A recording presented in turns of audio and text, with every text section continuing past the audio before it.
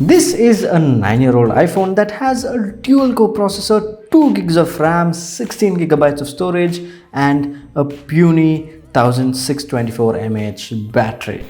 And for all those who know, this here is the iPhone SE, and can it game in 2025? So let's find out.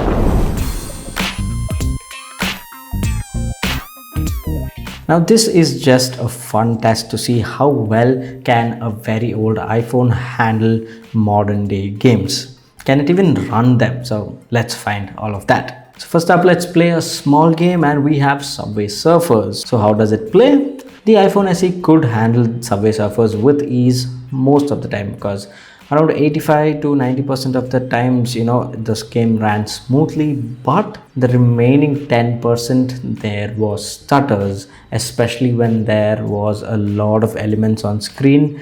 The game lagged. There was lag, but I wouldn't call it like huge lag, but minor stutters here and there, but still playable. So next up we have BMX3, and this is a new game I just found out, and let me tell you, this game is slightly more graphically intense than Subway Surfers, and this game definitely has some lag. The iPhone SE definitely couldn't handle every bit of this game. Of course, there were smooth animations in certain places, but places which had, again, like a lot of elements, lot of graphical objects on screen, the phone couldn't handle that. There was proper lag. Sometimes the game would just skip a lot of frames and go to the next, and you might have crashed. So the gameplay at times is smooth, at times is not, so we can actually see the age of the iPhone SE coming into play.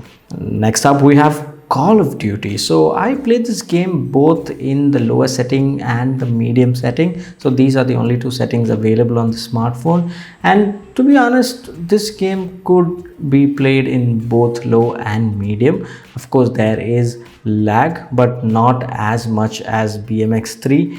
It could be an optimization thing, but Call of Duty was definitely playable. For most of the part, I was able to play this game without any issue. Of course, there was stutter, but not as much as what we faced on BMX3, and that is actually surprising to me. In fact, Call of Duty is a much demanding game, a very big game, a huge map and things like that, but that didn't have that much stutter, so I am really surprised.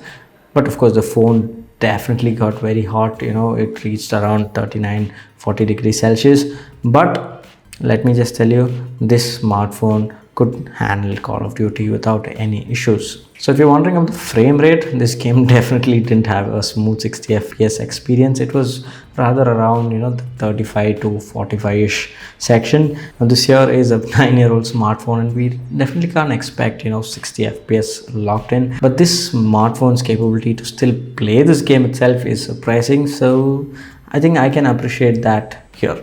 Next up we have BGMI. So you can actually play this game at smooth graphics and the higher frame rate setting, and let me tell you, even at that setting you will definitely notice lag.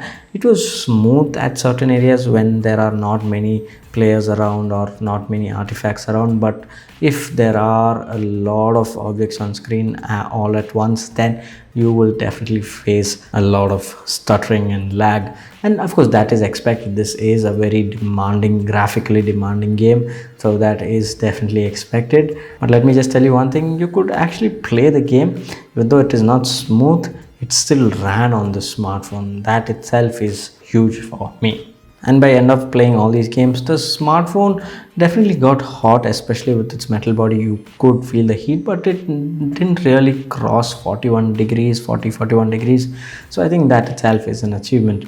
And with that said, can the iPhone SE still game in 2025? And the answer to that is it can, but definitely doesn't give the best experience. Now let me just tell you straight up, I am impressed that this smartphone can still handle all these modern games. Even though there is lag and stutter, I'm still surprised it can even launch all these games without any issues and play these games.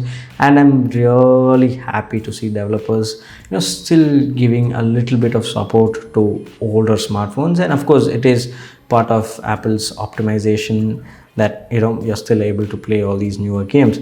So If you want me to test out the same thing on an Android smartphone, definitely let me know. I do have a OnePlus 5 with me. If you want me to test out gaming performance on that smartphone, definitely let me know. So thank you for watching, and this here is Usman signing off once again.